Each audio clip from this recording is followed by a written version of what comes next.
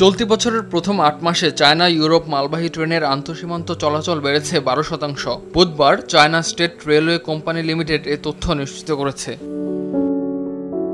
চলতি বছরের জানুয়ারি থেকে আগস্ট এই সময়ের মধ্যে চীন ইউরোপ মালবাহী ট্রেন ভ্রমণের সংখ্যা ছিল ১৩,০৫৬টি, যা কার্যকরভাবে আন্তর্জাতিক সরবরাহ চেইন এবং শিল্প কারখানার মসৃণ প্রবাহ নিশ্চিত করেছে।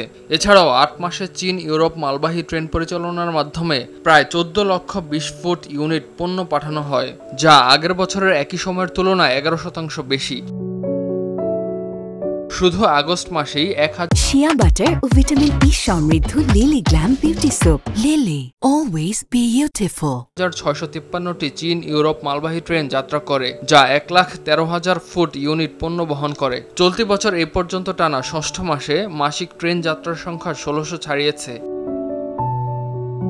একাধিক সক্রিয় এবং কার্যকর পদক্ষেপ গ্রহণের ফলে চীন ইউরোপ মালবাহী রেলপথ কার্যক্রমের পরিমাণ এবং গুণমান উন্নীত হয়েছে। সেই সঙ্গে চীন ইউরোপ বাণিজ্যের উন্নয়নে এসেছে নতুন গতি। পাশাপাশি চীনের বৈদেশিক বাণিজ্যে স্থিতিশীলতা এবং প্রবৃদ্ধির প্রবণতা হয়েছে আরও সুসংহত।